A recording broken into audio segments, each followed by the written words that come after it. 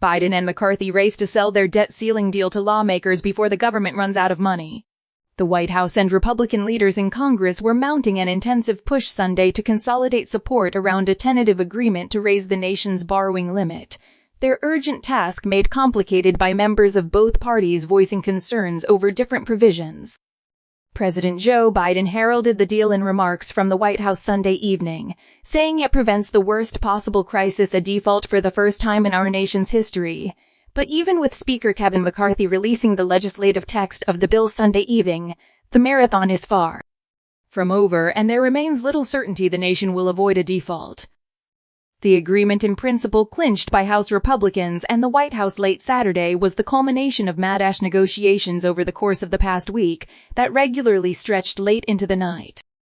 The agreement, which would raise the debt ceiling for 2 years, freeze spending on domestic programs, increase spending on defense and veterans issues, impose some new work requirements on federal food assistance programs, and change some rules around energy permitting, was meant to include provisions that could sway members of both parties to vote for it.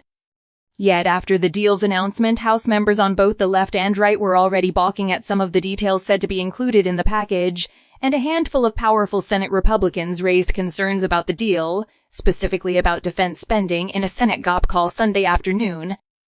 In a private call with House Democrats, Biden's briefers on Sunday defended their deal-making with McCarthy, going into detail about what they prevented from being added to the bill, according to multiple sources.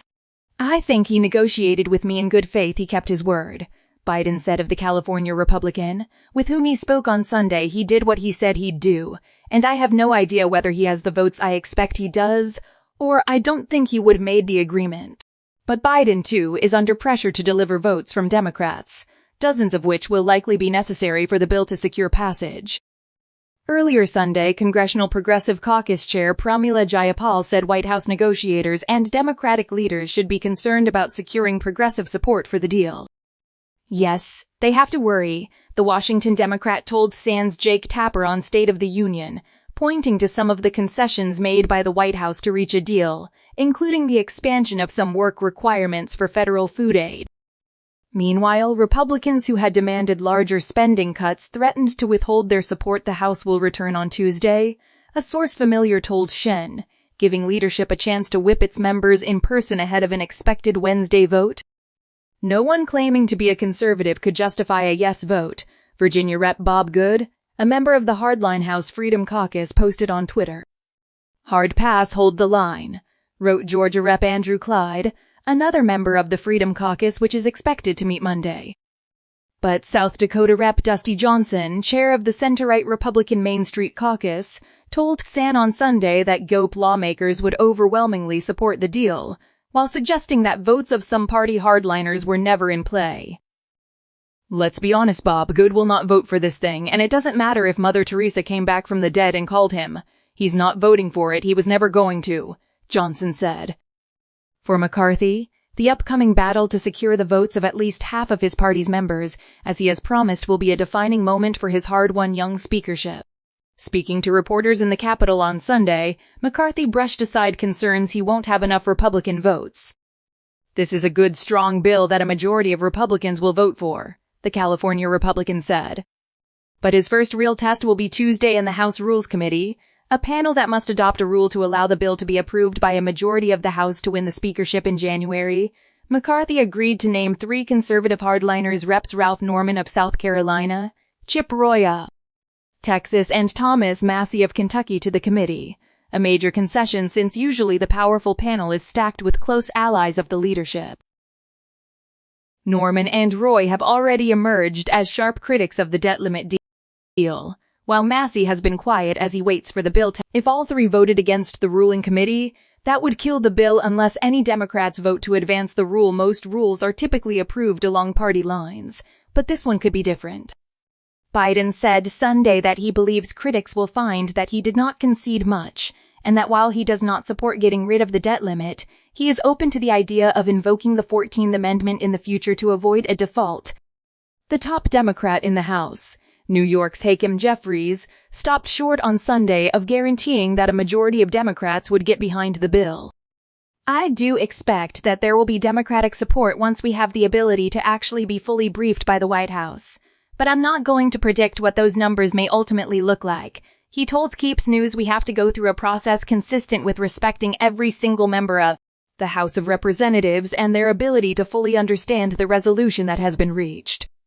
Speaking late Saturday, McCarthy said text of the package would be finalized by Sunday, setting up a required 72-hour period for members of Congress to review the bill ahead of a vote. In the Senate, any one member can slow down the process by as long as a week, adding another layer of uncertainty as Washington rushes to avoid default during Sunday's Senate Gopal. The top Republicans on the Appropriations and Armed Services Committees, Susan Collins of Maine and Roger Wicker of Mississippi, expressed concern that top-line spending number for defense, which reflects the president's budget, is too low to keep up with the rate of inflation. A source on the call told Khan. Last week, Treasury Secretary Janet Yellen set June 5 as the date the government will run out of cash to pay its bills in full and on time. The U.S. has never before defaulted, and economists predict the consequences would be catastrophic. The agreement in principle reached by the White House and House Republicans will lift the debt limit for 2 years and roughly cap non-defense spending to current fiscal year levels for 2024 and 2024, according to a source familiar with the negotiations. As part of the deal, the White House has also appeared to have made concessions to House Republican negotiators on work requirements for people receiving food stamps. Biden on Sunday said it's a ridiculous assertion that compromises on work requirements would leave people hungry.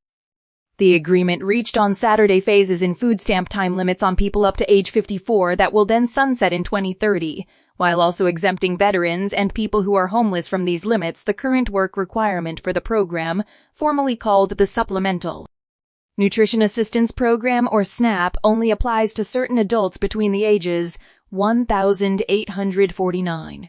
The agreement does not make any changes to Medicaid and prevented certain changes to the Temporary Assistance for Needy Families, TANF program called for by Republicans.